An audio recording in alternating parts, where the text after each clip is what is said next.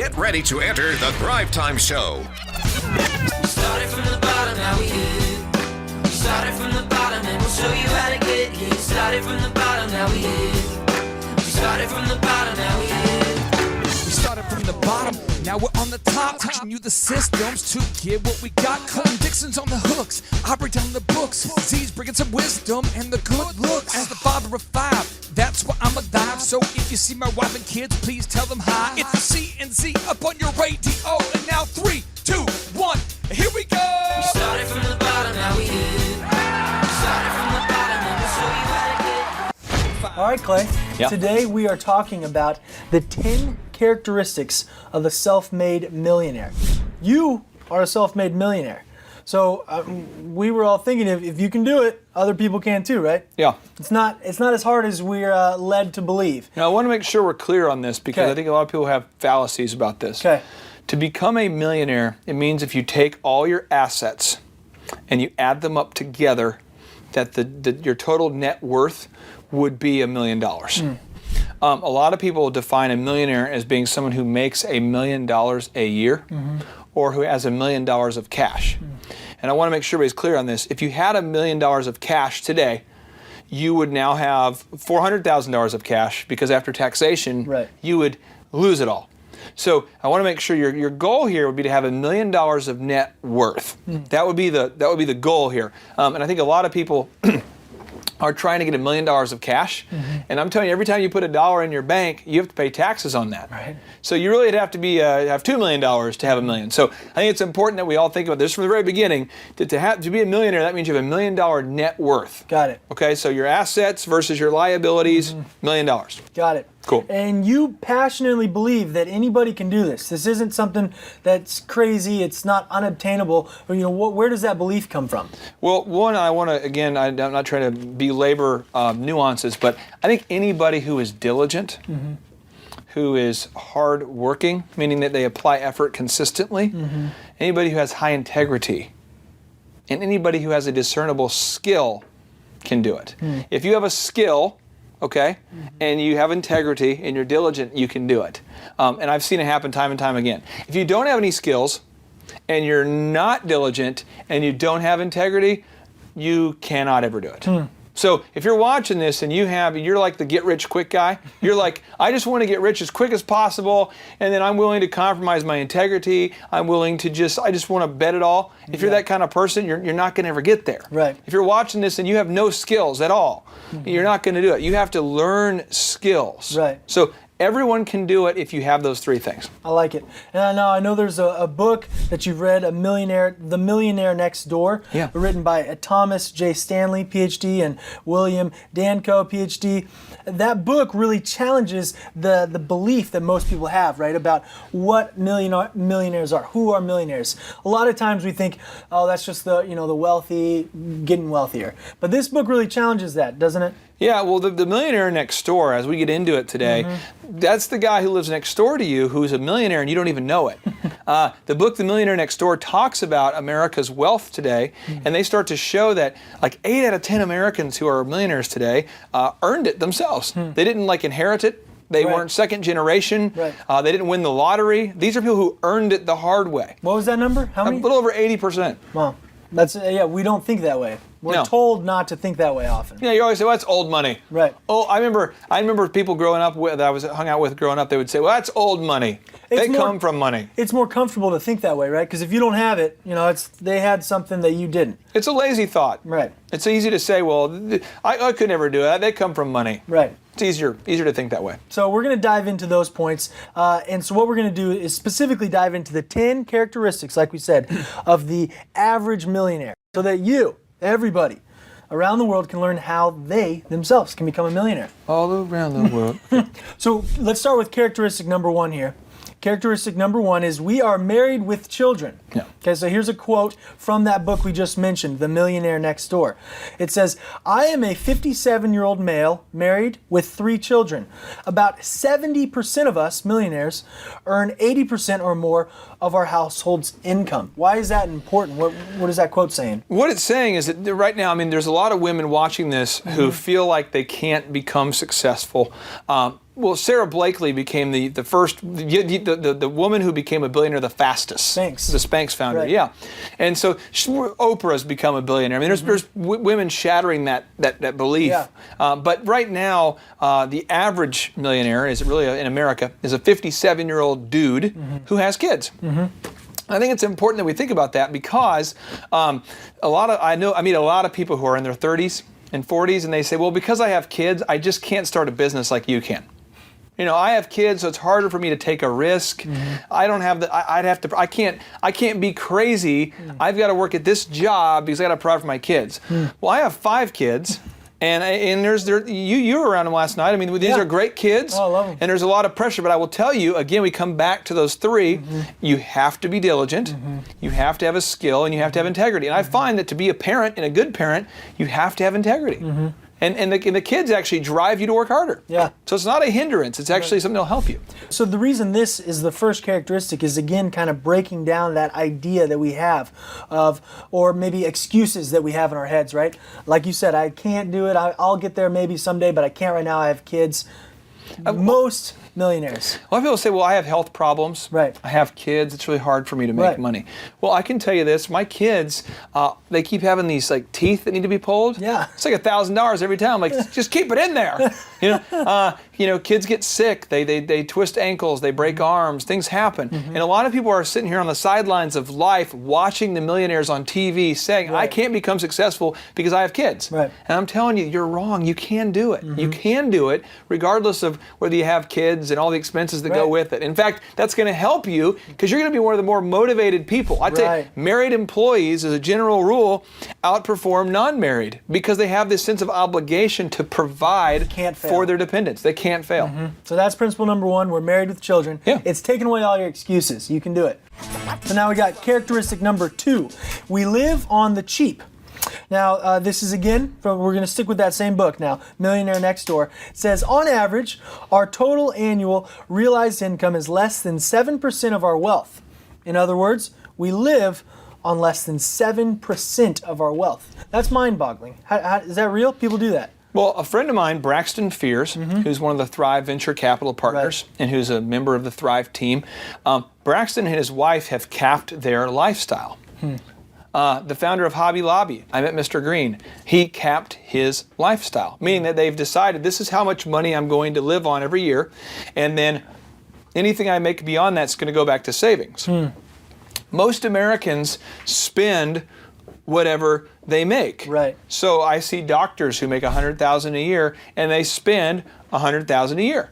In fact, they don't spend $100,000; they spend $110,000. Sorry, correction, because they borrow money. Right. Or you'll see someone makes $200,000. Now they're spending $220,000 a year.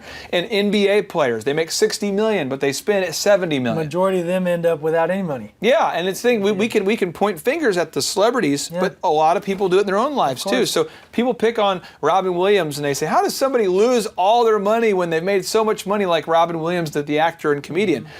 Everybody's doing it. Right. So the only way to do that is to do what nobody else is doing, which is to live below your means. Right. And this is a habit. The reason we're bringing this up is it's a habit that these people ingrained early on when there almost often was no choice, right? I mean, I think you can attest to that. This is something you lived by when you had no choice and you live by now. Yeah, I remember when my wife and I, when we were trying to start the DJ company called DJ Connection, where we were doing, at the peak of it, we were doing almost 4,000 weddings a year. That's crazy. Before it was like 80 weddings a weekend. And I just remember that one time I came in and I said, hon, we're going to have to turn off the air conditioning unit in our apartment if we're going to afford this new ad I want to get. And you're living in Oklahoma. Yeah. So it's like, like 100 degrees in the summer in July. And I said, usually 90s and muggy, and then no heat in the winter. And I said, it's like 30 degrees, 20 degrees, no heat in the winter. Seriously, that's what we did. And but it was a decision we had to make because we could not afford to buy the ad and to maintain climate control in our place. Then we also had one vehicle. So we made a decision that one of us would walk to work in that temperature for about a year. And another one of us would have a cell phone and the other would not. And one of us would make this sacrifice, or one of us, we decided we're not going to watch TV. Right. For me, even to this day, I don't know if it's something that's a wealth strategy or not, but I go out annually. I just did it a couple weeks ago. I just bought 6 new suits, and I'll buy 6 suits a year. Yep. And I wear those 6 suits every day. Yep. And that's all I do. And so I suppose I could buy new clothes every week, but to me, it's not a habit. Right. And I'm not going to do it. Right. So we got to think about those destructive wealth-eating habits that we're doing right now. Ask yourself, if you're watching this, what weird wealth-destroying habit am I doing? And you have to stop it. And again, I just love that these habits were ground into you, when there was no choice. But now you live with heating and cooling, but that same habit is in your mind, affecting everything you do, all your purchases and your savings especially. Yeah, So absolutely. it needs to infiltrate all areas. Next, we got characteristic number 3. We did not receive an inheritance. We touched on this earlier. Here we go, another quote from that book. Most of us have never felt at a disadvantage because we did not receive an inheritance. About 80% of us are first generation affluent. Again, that's from the Millionaire Next Door book. Yeah. What does this mean to you? Why is this important to talk about? Well, I've met entrepreneurs from coast to coast who are millionaires, some of which are billionaires. And they all do things that are very different from people who live a life of poverty. Okay. An example, every one of the wealthy people I've met who has come from poverty has refused at one point in their life handouts. Wow. They've turned down, they say, I'm not going to take welfare. I'll just live on a couch with a buddy. I'm not, just out of personal pride, I'm not going to take welfare. Whenever somebody gives them money, they almost always want to pay them back. Yeah. They're like, I know you gave me money to help me during this time, and I appreciate that, but I want to pay you back. They have this almost mentality. It's not that they're not thankful. Yeah. It's that they just cannot become a dependent or become a mooch. They can't become a moocher. They can't be dependent. And what he's saying here is that these people have never felt like, man, I'm disadvantaged because I wasn't given any money. I see poor people. When people die, I've seen this. It makes me just sick. Ugh, vomit. I see poor people who, when a family member gets sick, they literally get together and start talking about who's going to get the inheritance. They start speculating about how much inheritance there is and who's going to get it. And you think, watching this, you might think, well, that's not me. Well, some people, maybe not you people, but other people are doing this. Yeah. They literally are getting together when somebody's on their deathbed, instead of thinking about, hey, how can we maximize the amount of time we spend with this person? Right. They are sitting together and strategizing, who do we believe is going to get the most money, and how much money do we believe this person's going to leave us? That is sick, but that is what happens. That is not what wealthy people do, though. So if I want to be a wealthy person, we've already, the first characteristic, we've blown away any excuses. Yep. We said you got to have that habit, right, of being in control of your budget. And now we're saying, don't worry about the inheritance. You don't need that. You don't want that because it creates the wrong mindset. You don't need a government grant. You don't need some sort of government handout. Yeah. You don't need a rich Uncle Bernie to give you money. You don't need a big break. You don't need a lottery. You don't need to have luck. You're just going to grind it out because you know that what you think about, you can bring about only if you're diligent and hardworking enough to make it happen. Kind of like a honey badger. You are a honey badger. You eat snakes and larvae, and you getting get stung stung all by day. bees, and you take that pain, By poisonous snakes. and the pain, you take the pain and you turn it into motivation. That fuels you. And for some reason, I like it.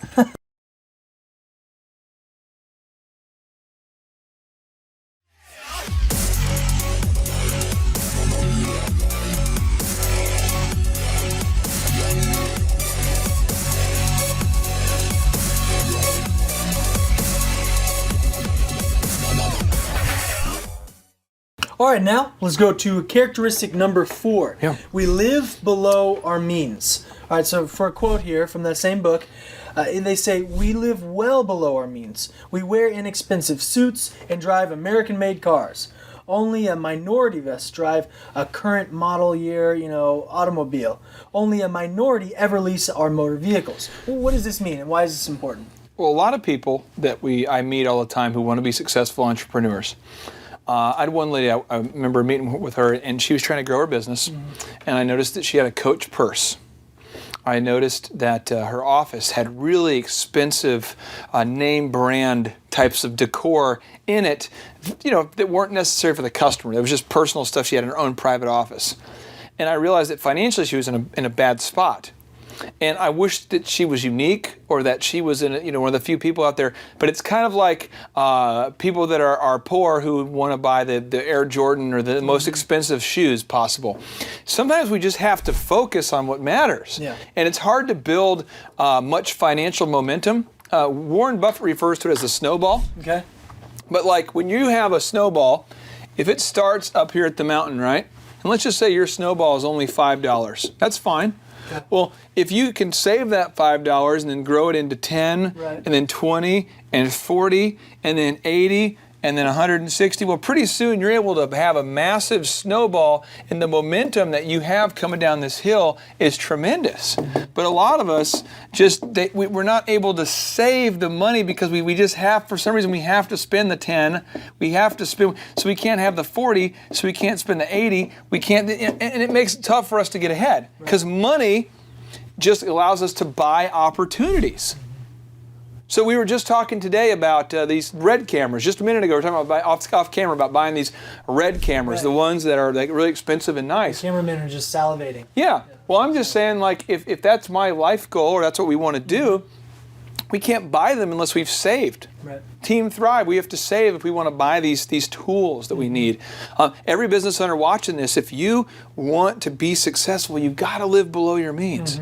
You've got to live the way that no one else lives right now so that you can live the way that no one else lives in the future. Right. You've got to live on the cheap.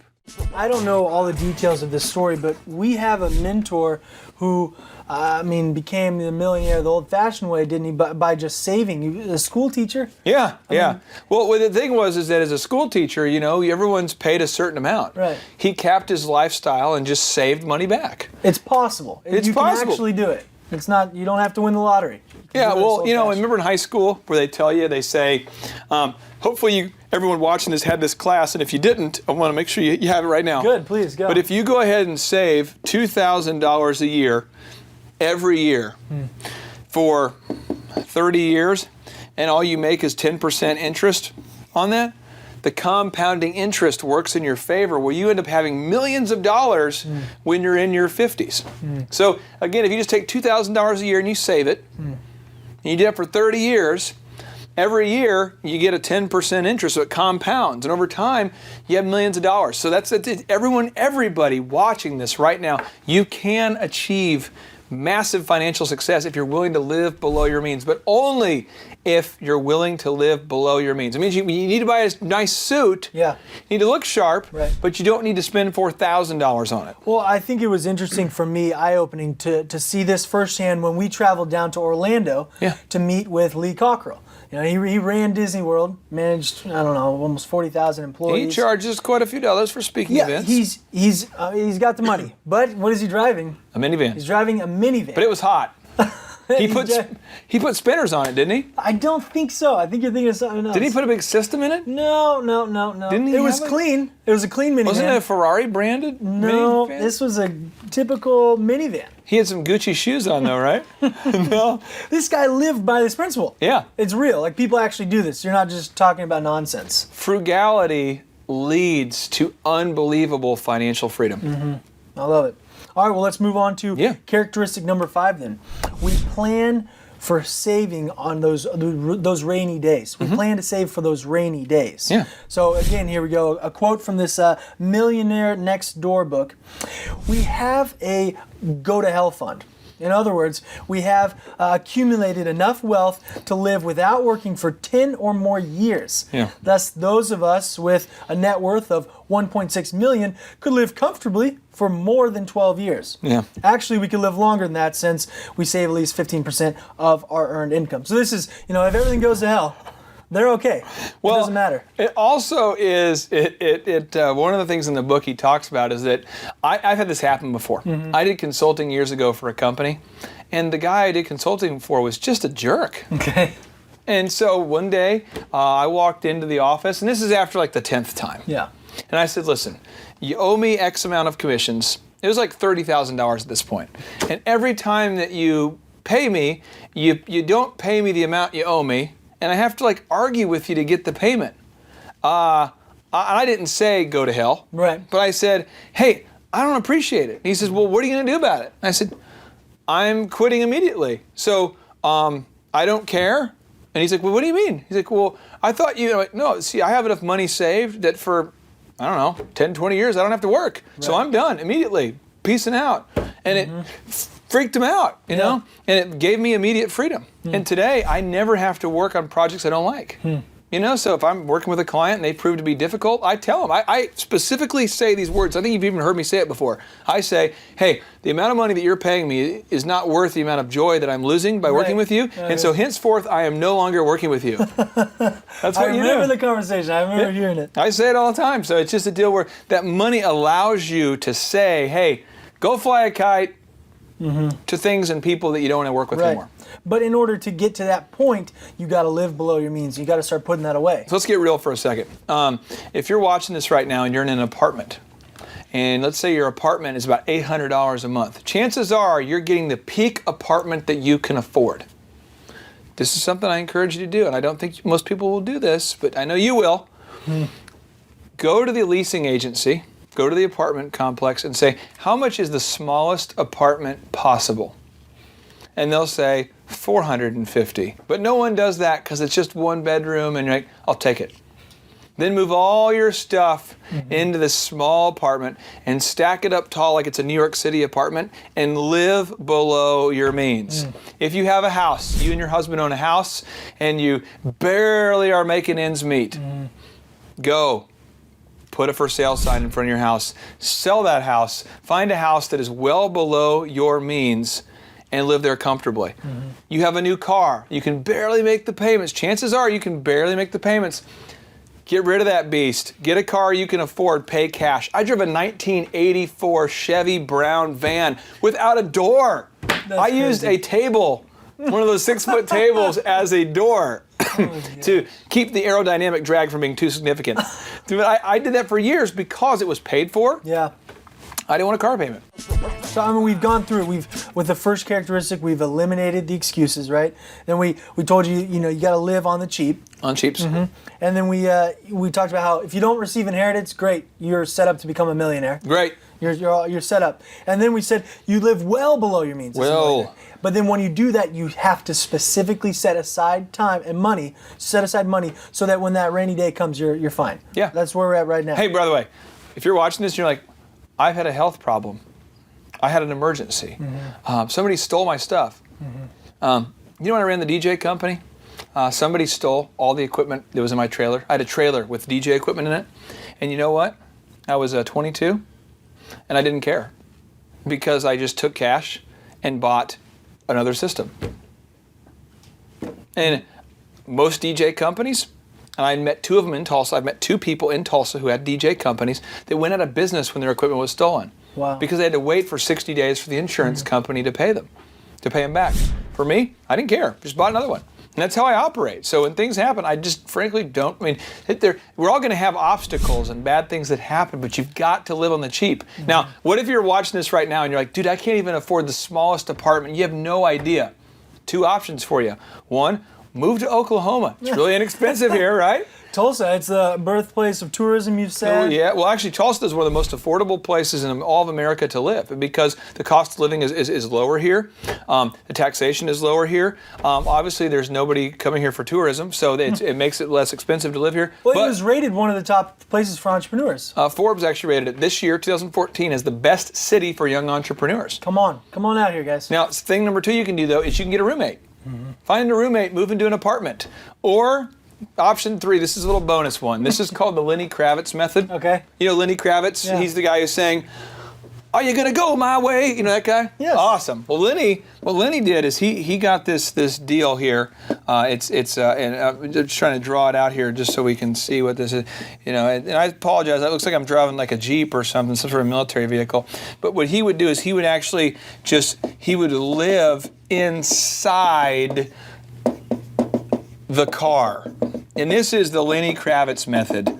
And so what you would do is you actually go out there and you'd get a car and you just live inside the car, and you would want to take showers, you take showers, water coming out of the shower. You take showers at the gym. Yep. This is the Lenny Kravitz method. So this is something we can all do. So don't tell me that you can't do this. You can do this. Now, if you're saying I'm not willing to live in a car or to go to a smaller apartment or to go to a smaller house then you're not going to be successful. Right.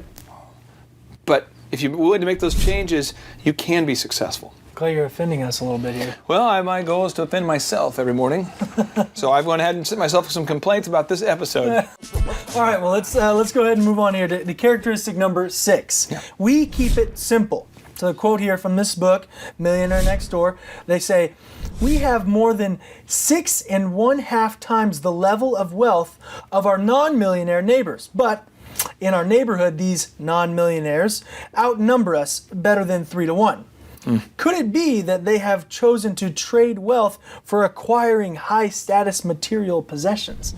This quote's just saying that these people are living next door to millionaires when they probably shouldn't be, right? Well, what it's saying here is that most people, these millionaires are living next to non-millionaires. So just an example, a typical neighborhood, you got house 1, house 2, house 3, right? Well, here is the millionaire, and these other 3 people, let's say, are not. These are non-millionaires. So what's the difference? They all have the driveways. They've all got the tree. They've all got what's the difference? Well, these people here are buying materialistic stuff. They are buying as much stuff as they can possibly buy. They are filling their house with stuff. These guys just keep buying items. They cannot stop buying stuff. If there's a grill online on sale, if there's an infomercial, they have to buy it. If there's a new fitness device, they have to buy it. If there's a new TV, they have to buy it. Yeah, I think we got it. They've got to add on to their house. They've got to add on to the house. They've got to add on this little shed over here. That's important. Where they start to spend more money. Then they have to build this little chimenea. It's like a chimney where smoke comes out of it, and then it's back down. Yeah. This backyard grilling thing. Then they have to put a pool which is a hole in the earth where you pour money into it. That's called a pool. It's a hole in the earth that you just keep from their driveway. They just keep pouring. They just keep spending money. They get the pool. They get the shed. They get the TV. What's the millionaire doing? The millionaire's like, I'm cool. I'm happy. I'm content. Okay. That's what he's doing. Wow. So it's just like you can spend money at an insane rate, or you can be content with what you have and not be a super consumer. They're just keeping it simple. Keeping it simple. And they're the ones that we naturally think have the ability and should be buying all these things. They can. They're millionaires. There's a place in Dallas, I don't know if it still exists, but I think it's called DFW Elite Motors. DFW Elite Motors. You can Google it. I think it exists still. But you can lease a Porsche for the day or lease a Ferrari. And I know a guy who lives in Dallas, crazy rich, who just leases a Porsche. He just leases one when he wants one. And he's like, honestly, the new car smell is like cool and I like to have it, but it's like for a day. Yeah. So every couple of months he'll go out and lease a Porsche or lease a Ferrari or because he can. Right. He thinks it's kind of fun, but he doesn't want to own it. Yeah.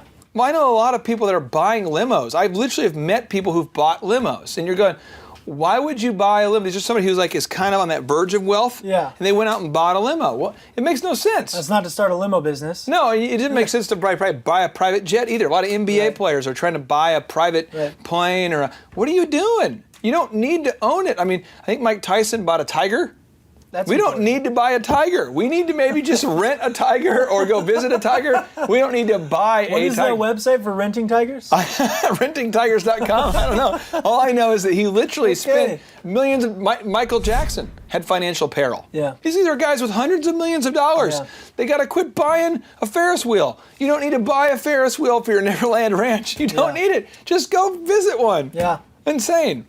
All right. Just keep it simple. How many people watching this know somebody or are that somebody who literally bought a pool in your backyard and you're not in the kind of shape where you should be in a pool or you want to be in the pool, and so you've been in the pool maybe once a year? You're just on fire, offending people left and right. Think about the cost of that pool. What does it cost you per time you go in the pool? What if you're that person who has a pool that you installed for $100,000 and you fix it and you do all the things needed to make sure it stays nice with chlorine and all that, and you go into the pool twice a year? What does that cost you? Is it like 10 grand every time you hop in the pool? Think about it. Yeah. It's just, these are the kinds of things we're not thinking about. And these are uncomfortable for us to hear, but what Clay is passionate about is explaining to people, you can do it. You can do this. But you have to make some choices. Boom. I mean, it's just choices. So if you don't want to do it, if you want to live the way that these people are living, the other 3 houses, do it, but don't be upset when you're not a millionaire. Boom. So it's just boiling down. It's offensive, but it doesn't have to be. Just make the choice. The truth is, a general rule can be offensive. Right. So as an example, I wake up every day, I look in the mirror, right? Well, here's the deal. I'm not in shape right now. I'm not offended by it. It's the truth. Because I'm not lifting weights a lot, right? So I'm making choices. I'm choosing to do certain things right now instead of lifting weights. So I'm not in shape. As said before, I am a shape. Right. I'm not. If somebody pointed it out to me and said, "Hey, dude, you're not in shape," I can't be offended because I don't work out. So we can't be offended if this is it's true. The truth is what we have to hear. And if truth is offensive, I apologize. All right. Not that I offended you, but I apologize that what you're doing is offending you. Characteristic number 7, we aren't elites. So the quote here that we're gonna look at is from the same book, and it says, only 17% of us millionaires or our spouses ever attended a private elementary or private high school, but 55% of our children are currently attending or have attended private schools.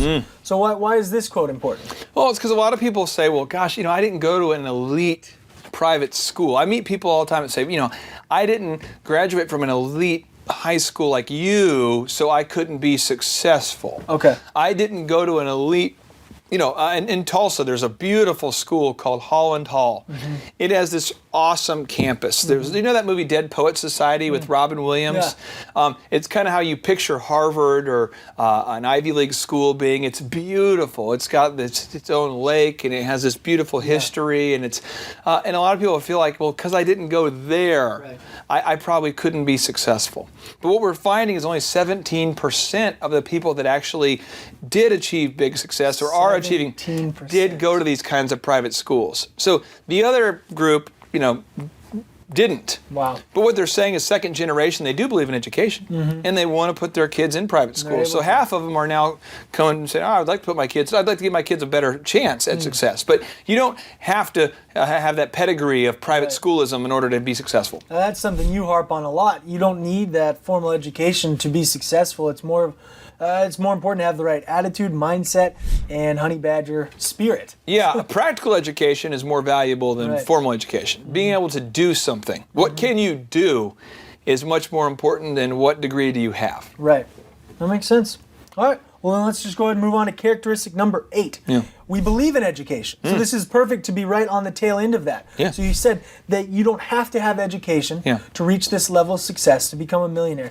But oftentimes these millionaires are doing whatever they need to do to put their kids in the best schools possible because they believe in education. So the quote is, again, from Millionaire Next Door. They say, as a group, we believe that education is extremely important for ourselves, our children, and our grandchildren.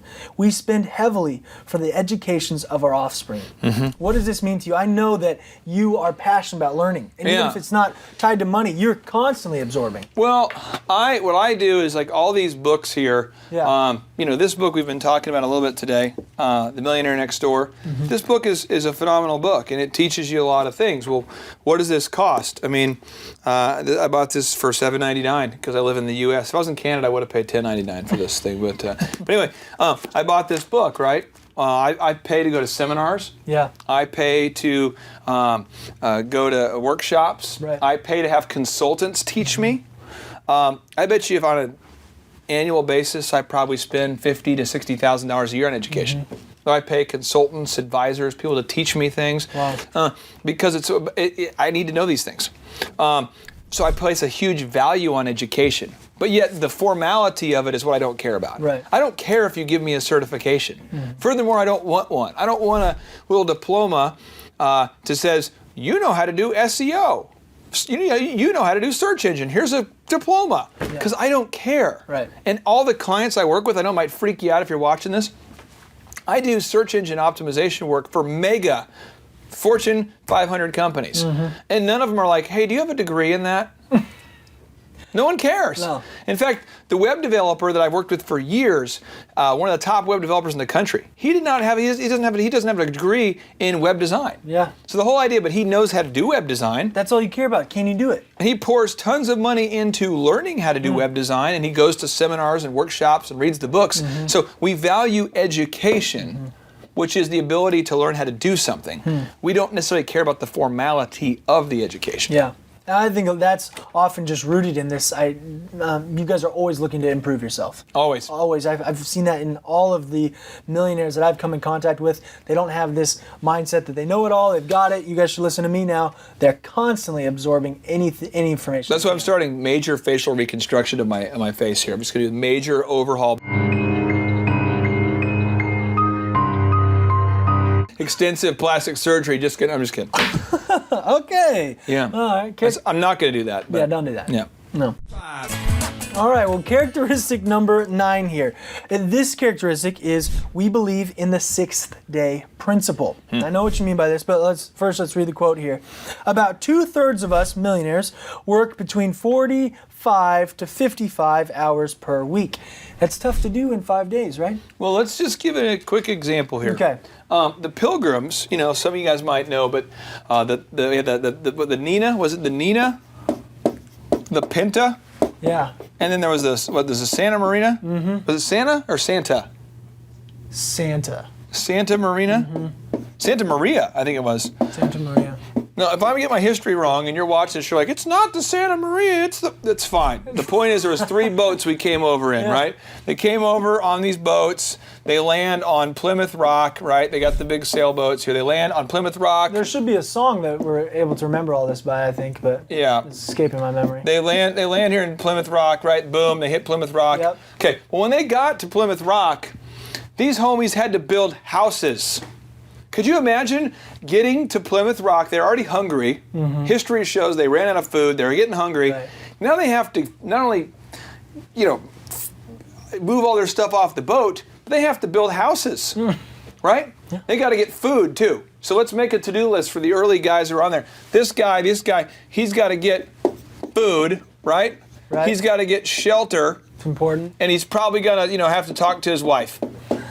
Talk to my wife, so his wife doesn't get mad. Because his wife's like, hey, I know you're out there killing all the food and building shelter, but are you going to talk to me? Yeah. He's got that need.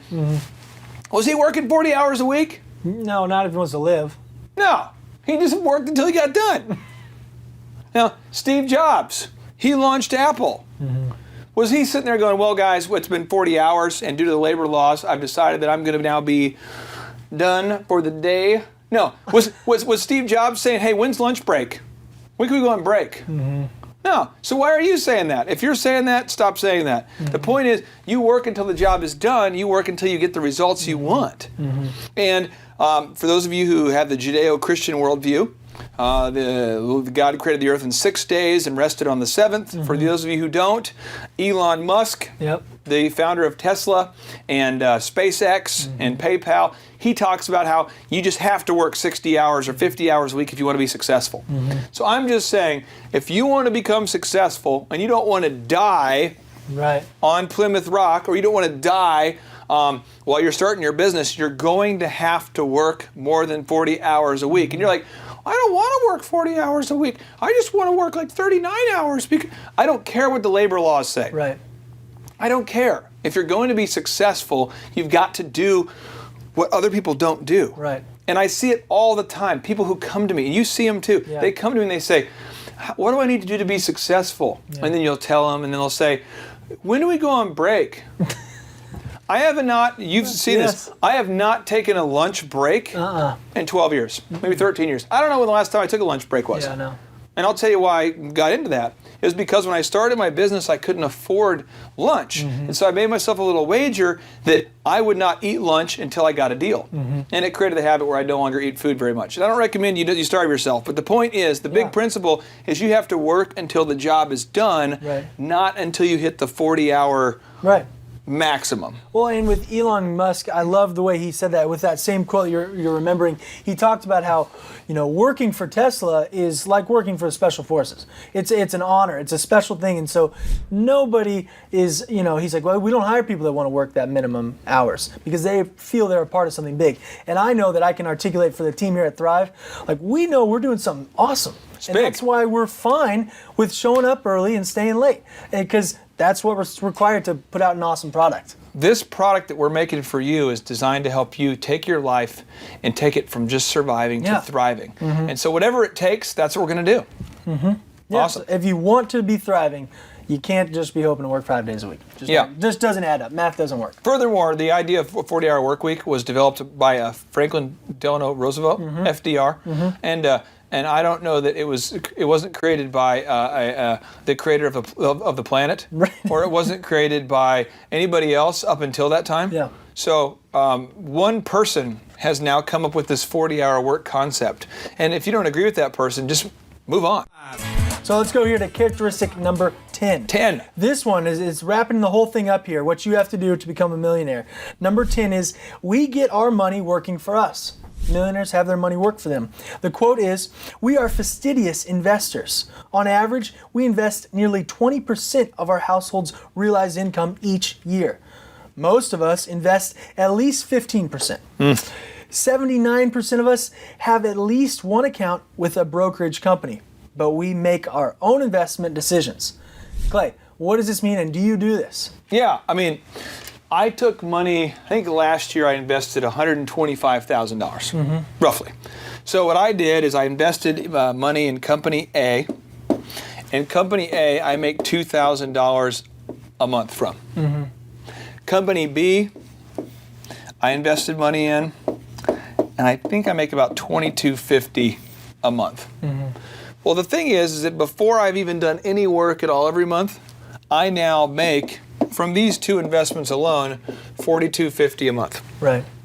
Just residual income from your investments. Yeah. Yeah. Now, I still have to do some work, a little bit, I guess, to manage it and stuff, but that's what I do. Now, I could have, now, how much were these investments? This one was about $25,000, and this one was about $10,000, but it required me to spend about 160 hours of time. Okay. So 10,000 plus 160, this one was just cash. Okay. What could I have done with that money? Well, I probably could have bought a new car.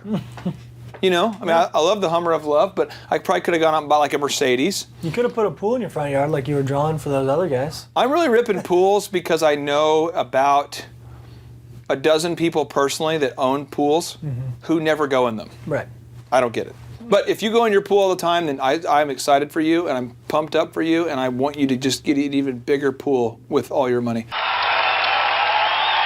Okay, but anyway, then this business here is $10,000. Well, what could I have done with that? I know people that spend $10,000 a year on just flat screen TVs, furniture, trips, whatever. Yeah. I put it into that, 160 hours of time. Well, where'd that time come from? Well, I could have been sleeping in. Yeah. I did almost all of the work for this business, truthfully, between 4 a.m. and about 8 a.m. All the work I did for this company in the mornings. Wow. There's times when people were asleep. Yeah. So you can invest your time and create sweat equity or your money. So right now, if you're watching this and you have no money, you can literally go to a business owner. This is what I would do. You say, hey, I don't have any money. But what I'm going to do is if you pay me $5 an hour and I need to come up with, say, $5,000, I'm going to give you 1,000 hours of my time with no compensation in exchange for 1% or 0.5% or whatever the equity percentage is, whatever. And most people will take you up on that. So I'm just saying that's a way to do it. If you don't have any money, you can put in your time. Or in my case, you take a time and money combo. Well, why did I do that? Because I knew that if I hired a consultant to do what I could do, it probably would have cost me 60 G's over here. 60 grand if I would have hired somebody. So instead I did it myself. Right. No, that's perfect. That's what I was going to ask. I mean, this is teaching us how to become millionaires. So you need to be doing this before you're a millionaire, and you can by investing your time. Were you able to do that as well, or did you do anything like that? Yeah, what I did is I went to a couple companies that I knew needed the services that I could offer. I taught myself to make on-hold music for companies, to make cheerleading mixes, the cheerleading music that cheerleaders dance and do their routines to. I made the intro music for sports games, NCAA games. I found out I basically built sound systems that I could use for public events, and I would go to companies that were I wanted to work with and would say, hey, I will do the event for free in exchange for a percentage of the revenue or a percentage of the profit or whatever. And that's a way to do it. So you can get in the game. If all you have right now is your hands and your time, then invest your time. Yeah. And that, again, even goes back to one of the principles we talked about earlier of starting those habits. Often I think these millionaires did that when they didn't have money. They invested their time, and now it's just second nature. I continue to invest so that my money starts working for me. Well, I don't even think about, when I work with a client and they ask me, we have one client right now that it's a hospital. And they've asked me to do some work with them. Yeah. And I have floated the idea of, hey, I just want a percentage of your gross revenue for a hospital. I could make millions of dollars if that goes through. Yeah. I never thought about, well, what are you going to pay me per hour? Yeah. Yeah. Nor have I thought about putting in my own money into it. I just thought about, hey, I will do these services in exchange for a percentage of revenue of a hospital. We can do it for anything. Right. Yeah. Well, I love it. I mean, you've eliminated excuses for us in every area, whether it's the first point, I have a bunch of kids, I don't have time right now to start saving.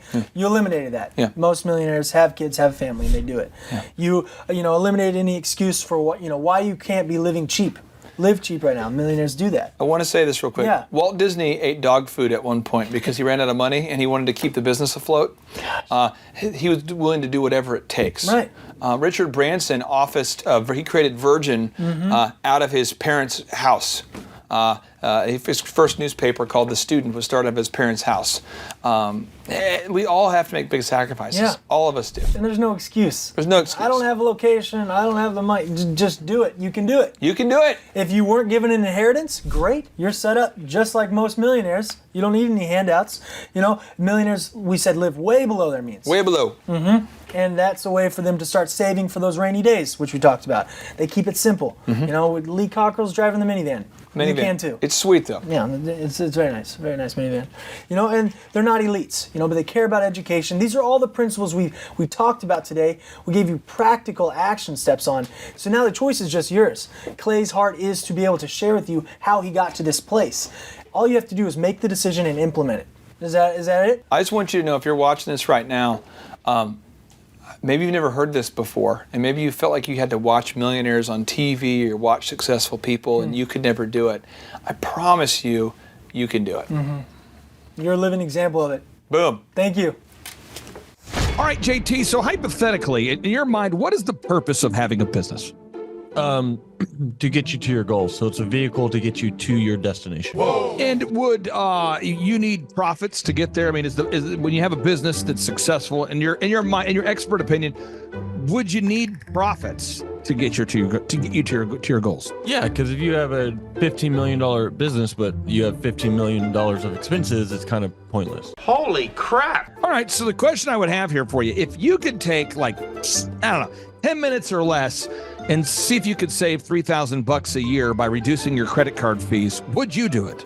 Yes, absolutely. Holy crap! Why would somebody out there who's listening right now who has a sane mind, why would they not go to thrivetimeshow.com/credit-card, thrivetimeshow.com/credit-card to schedule a 10-minute consultation to see if they can reduce their credit card fees by at least $3,000 a year? Why would they not do it? Yeah, why would they not do it? Maybe because they didn't understand how you said the website. This tree is a symbol of the spirit of the Griswold family Christmas. No, that's clear. Okay, so that could be true. So I would encourage everybody to check out thrivetimeshow.com/credit-card, thrivetimeshow.com/credit-card. What would be another reason why someone would not be willing to take 10 minutes to compare rates to see if they could save $3,000 or more on credit card fees? Maybe they think it is a waste of time and that it won't It's not possible. There's somebody out there that's making more than $3,000 every 10 minutes, and they're like, nah, that's not worth my time. Hello, we getting there, right money. We getting there, right money. There's probably someone out there. Okay. They would think that. Well, I'll just tell you, folks, if you're out there today and you're making less than $3,000 per 10 minutes, I would highly recommend that you go to thrivetimeshow.com/credit-card because you can compare rates, you can save money. And, you know, the big goal, in my opinion, of building a business is to create time freedom and financial freedom. And in order to do that, you have to maximize your profits. Holy crap. Now, one way to maximize your profits is to increase your revenue. Another way to do it is to decrease your expenses. It's a profit deal. Takes the pressure off. JT, is there any other reason why somebody would not be willing to take 10 minutes to compare rates to see if they could save a total of $3,000 a year on average? I am at a loss, and I cannot think of any other. Shampoo is better. I go on first and clean the hair. Conditioner is better. I leave the hair silky and smooth. Oh, really, fool? Really? Stop looking at me, Swan. Well, let me tell you a good story here real quick here. I actually, years ago, compared rates with this company here called IPS. It's Integrated Payment Services. And I scheduled a consultation. I don't know that I was skeptical. I just thought, whatever, I'll take 10 minutes. I'll compare rates. I can't tell. You can tell me I'm a doctor. No, I mean, I'm just not sure. Or can't you take a guess? Well, not for another 2 hours. You can't take a guess for another 2 hours? And in my case, in my particular case, I save over $20,000 a year. Holy crap. Wow. Which is, like groceries when my wife goes to the organic stores. Find everything you need today? Yeah. Great. Okay. Oh, God.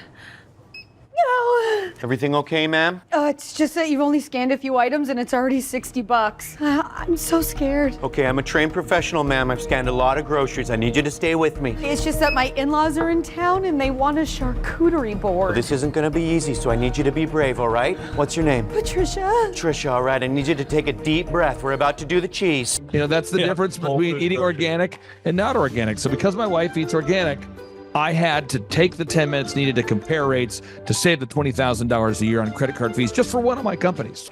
One question, what's the brand name of the clock? The brand name of the clock, Rod, do we have it? Brand name of the clock, it's an elegant from Ridgeway. It's from Ridgeway. Let's buy the clock and sell the fireplace. So I encourage everybody out there, go to thrivetimeshow.com/credit-card. You schedule a free consultation, request information. A member of our team will call you. They'll schedule a free consultation. It should take you 10 minutes or less. And then they're going to compare rates and see if they can't save you more than $3,000 a year off of your credit card processing. You were hoping what? I wouldn't owe you money at the end of the day. No, you don't owe us money. Because at the end of the day, the goal of the business is to create time freedom and financial freedom. In order to do that, you need to create additional profits.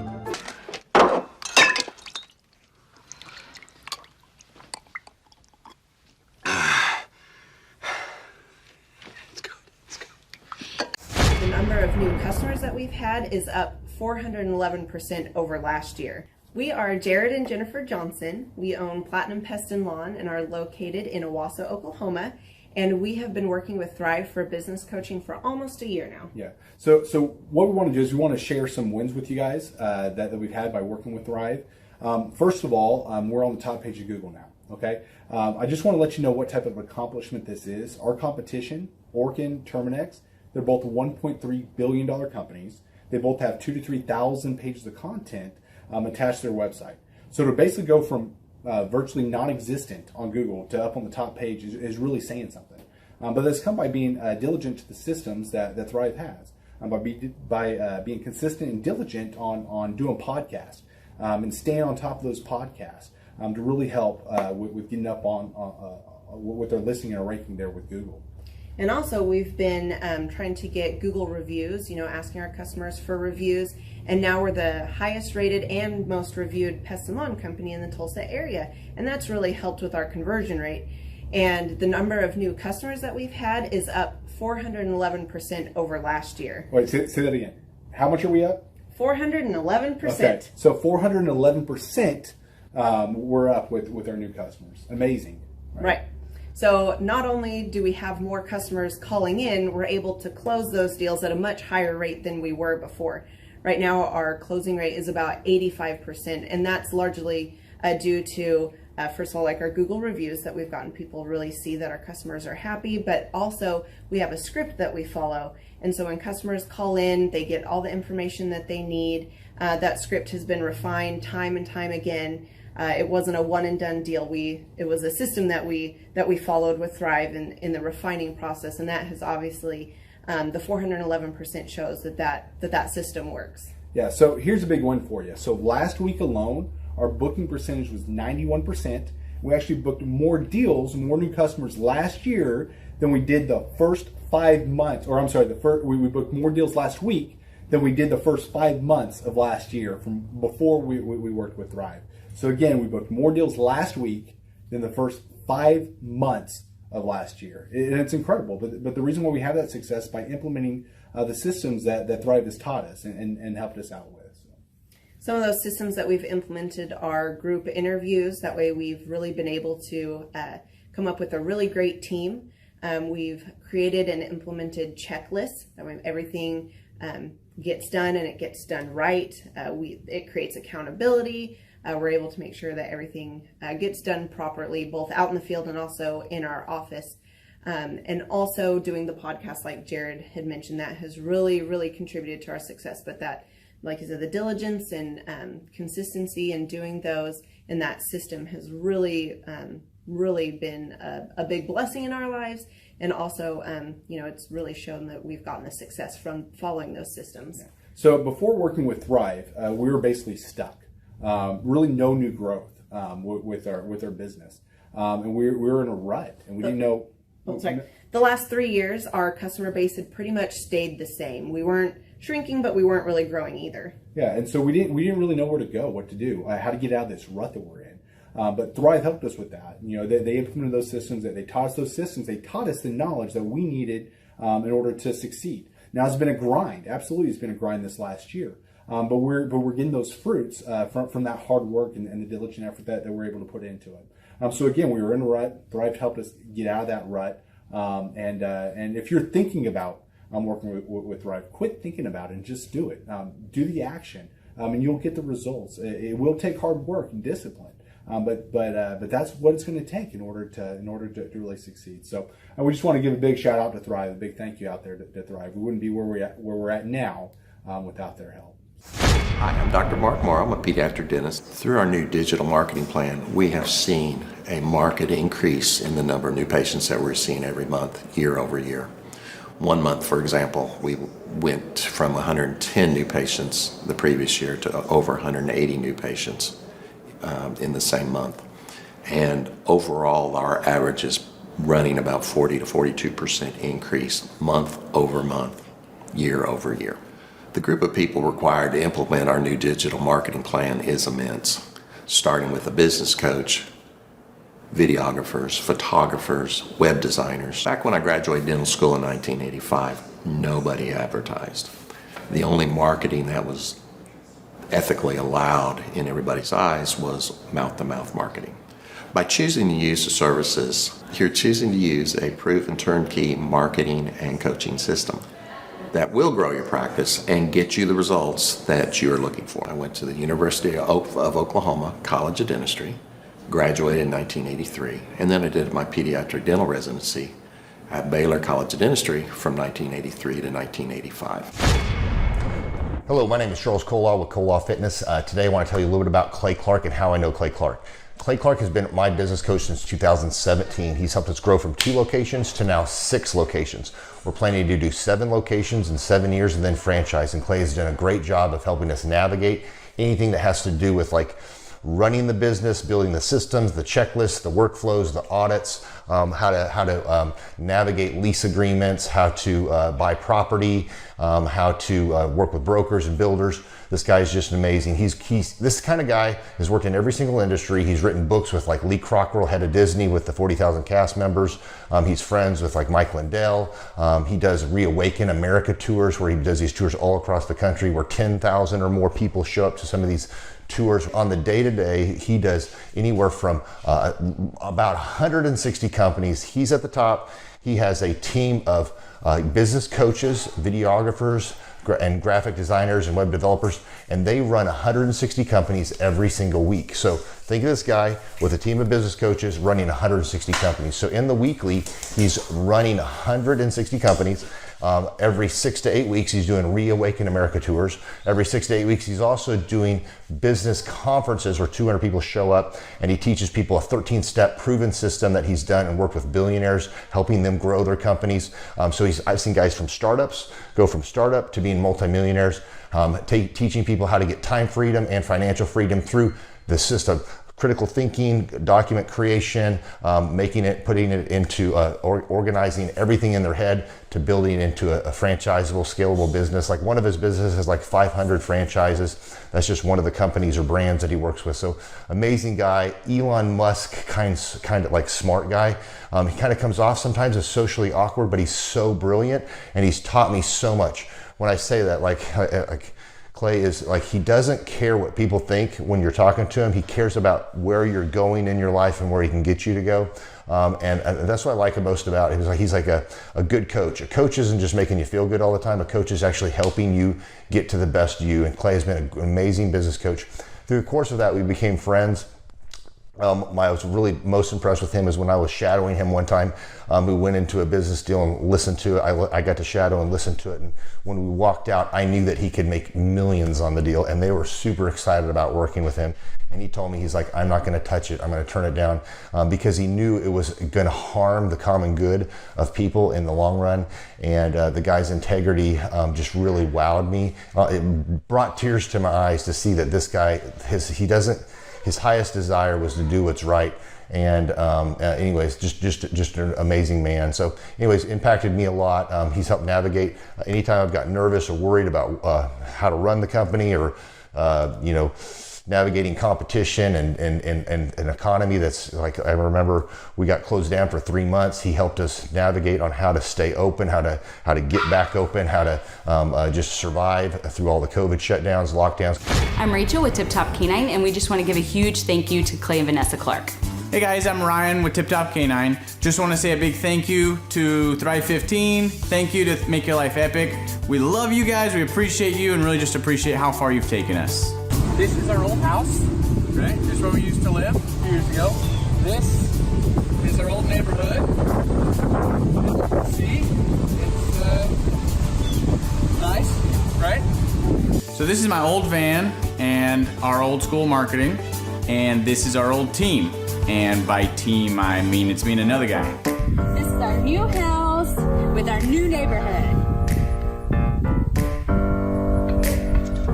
This is our new van with our new marketing, and this is our new team. We went from 4 to 14, and I took this beautiful photo.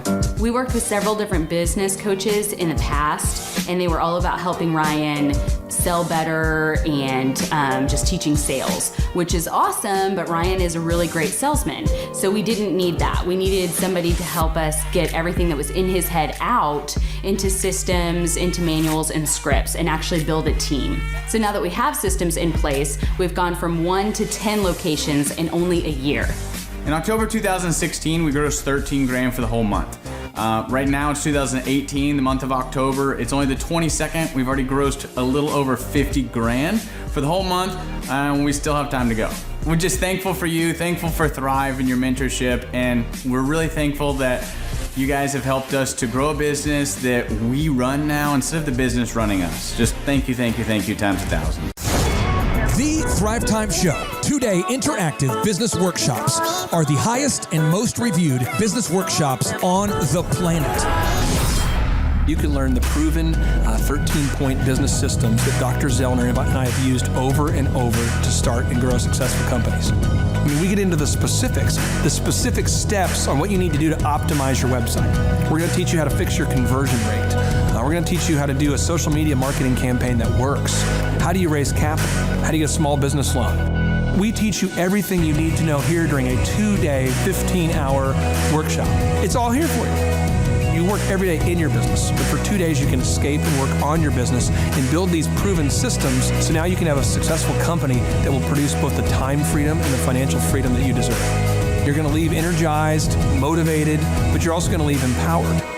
The reason why I've built these workshops is because as an entrepreneur, I always wish that I had this. And because there wasn't anything like this, I would go to these motivational seminars, no money down, real estate, Ponzi scheme, get motivated seminars, and they would never teach me anything. It was like you went there and you paid for the big chocolate Easter bunny, but inside of it, it was a hollow nothingness. And I wanted the knowledge, and they're like, oh, but we'll teach you the knowledge after our next workshop. And the great thing is we have nothing to upsell. At every workshop, we teach you what you need to know. There's no one in the back of the room trying to sell you some next big get-rich-quick, walk-on-hot coals product. It's literally, we teach you the brass tacks, the specific stuff that you need to know to learn how to start and grow a business. And I encourage you to not believe what I'm saying, and I want you to Google the Z66 auto auction. I want you to Google elephant in the room. Look at Robert Zellner and Associates. Look them up and say, are they successful because they're geniuses, or are they successful because they have a proven system? When you do that research, you will discover that the same systems that we use in our own business can be used in your business. Come to Tulsa, book a ticket, and I guarantee you it's going to be the best business workshop ever, and we'll even give you your money back if you don't love it. We've built this facility for you, and we're excited to see you. If we go back 8 years ago, think about the number of clients you had back then versus the number of clients you have now. As a percentage, what has been the growth over the past 8 years, do you think? We got to inspire somebody out there who just doesn't have the time to listen to their calls. Okay, so Clay, it's like I would go up and down from about $10,000 a month up to about $40,000, but it's up and down roller coaster. And so now we've got it to where we're in excess of 100 clients. That's awesome. And so I would have anywhere from 5 clients to 20 clients on my own with networking, but I had no control over it. I didn't, without the systems, you're going to be victimized by your own business. For somebody out there who struggles with math, if you, let's say that your average number of clients was 30 and you go to 100, as a percentage, what is that? I have doubled every year since working with you. So I've doubled in clients, I've doubled in revenue every year. It's 100% growth every year I've worked with. Now, so I'm looking, we've been good friends 7-8 years, and I've got doubled 5 times. Which is just incredible. I mean, the first time you do it, that's one thing, but when you do it repeatedly, yeah, I mean, that's unbelievable. We're working our Blessed Assurance off this year to double. We're planning on doubling again. We're incorporating some new things in there to really help us do it, but we are going to double again this year. I started coaching, but it would go up and down, Clay. That's when I came to you, as I was going up and down, and I wanted to go up and up instead of up and down. And so that's when it needed a system. So creating a system is you have nailed down specific steps that you're going to take no matter how you feel, no matter the results. You lean into them and you do them regardless of what's happening. You lean into them and it will give you X number of leads. You follow up with those leads, turns into sales. Well, I tell you, it's if you don't have a script and you don't have a system, then every day is a whole new creation. You're creating a lot of energy just to figure out what are you going to do. Right. And the best executives, Peter Drucker is a father of modern management. He said, the most effective executives make one decision a year. What you do is you make a decision, what is your system, and then you work like the Dickens to make sure you follow that system. And so that's really what it's all about. So with a script here, we have a brand new gal that just came in working for us. She nailed down the script, and Yep. she's been nailing down appointments. Usually we try to get one appointment for every 100 calls. We make 200 to 300 calls a day per rep. Right. And she's been nailing down 5 and 8 appointments a day. Somebody out there's having a hard Follow time. that script. So she's making how many calls a day?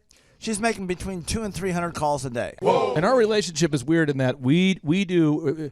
If someone were to buy an Apple computer today, yeah, and or let's say you bought a personal computer, a PC, the computer is made by, let's say, Dell, but then the software in the computer would be Microsoft, let's say, or Adobe or whatever that is.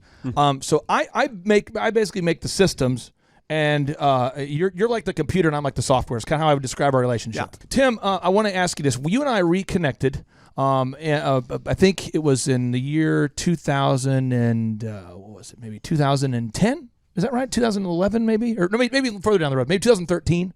2012. Okay, so 2012, and at that time I was 5 years removed from the DJ business, and you were how many years removed from tax and accounting software? It was about 10, 11 years. We met. How did we re-meet? What was the first interaction? There was some interaction where you and I first connected. I just remember that somehow you and I went to Hideaway Pizza. But do you remember when we first reconnected? Yeah. Well, we had that speaking thing that. There it was. So it's Victory Christian Center. I was speaking there. My name is Robert Redmond. I actually first met Clay almost 3 years ago to the day. I don't know if he remembers it or not, but I wasn't working with him at the time. I asked to see him and just ask him some questions to help, direct my life, to get some mentorship. But I've been working with Clay for now just over a year. The role I play here is a business coach, business consultant. I work with different businesses, implementing best practice processes and systems that I have learned here by working with Clay. And the experience working here has, to put it real plainly, has been just life-changing.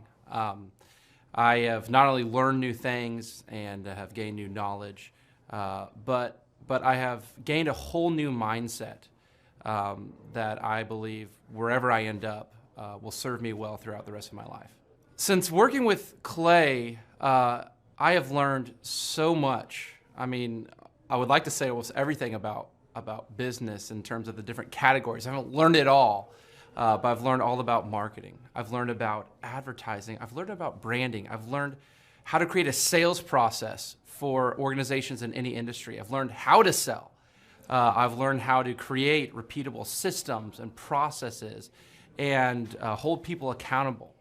How to hire people. It's almost like every aspect of a business you can learn. I have learned a lot in those different categories. And then, again, the mindset that I've gained here has been huge. Working here, you can't be a mediocre person. You are a call to a higher standard of excellence. And then as you're called to that standard here, you begin to see those outcomes in every area of your life. That standard of excellence that you want to implement no matter what you're involved in.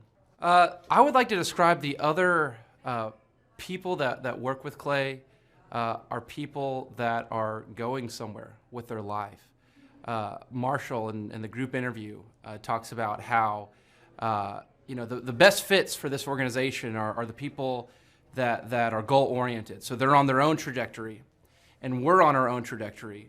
And the best fits are those people where there can be a mutually beneficial relationship, that as we pursue our goals and we help the business pursue those goals, the business helps us pursue our goals as well. And so I'd say people that are driven, people that want to make something of their lives, people that are goal-oriented, they're focused, and they're committed to overcoming any adversity that may come their way. Clay's passion for helping business owners grow their businesses it's unique in that I don't know if there's anyone else that can be as passionate. Whenever a business starts working with Clay, it's almost as like Clay is running that business in the sense that he has something at stake. He's just serving them, They're one of his clients, but it's as if he is actively involved in the business. Whenever they have a win, he's posting it all over his social media. He's shouting it across the room here at Thrive. He's sending people encouraging messages. He can kind of be that life coach and business coach in terms of being that a motivator and that champion for people's businesses. It's again unique because there's no one else I've seen get so excited about and passionate about other people's businesses. The kind of people that wouldn't like working with Clay are people that are satisfied with mediocrity. People that want to get through life by just doing enough, by just getting by. People who are not looking to develop themselves, people who are not coachable, people who think that they know it all and they're unwilling to change. I would say those are the type of people. In short, anyone that's content with mediocrity would not like working with Clay. So if you're meeting Clay for the first time, the advice I'd give you is definitely come ready to take tons of notes. Every time Clay speaks, he gives you a wealth of knowledge that you don't want to miss. I remember the first time that I met Clay. I literally carried a notebook with me all around. I was looking at this notebook the other day, actually. I carried a notebook with me all around, and I just took tons of notes. I filled the entire notebook in about 3 or 4 months, just from being around Clay, following him, and learning from him. And then I would say, come coachable. Be open to learning something new. Be open to challenging yourself. Be open to learning and adjusting parts about you that need to be adjusted.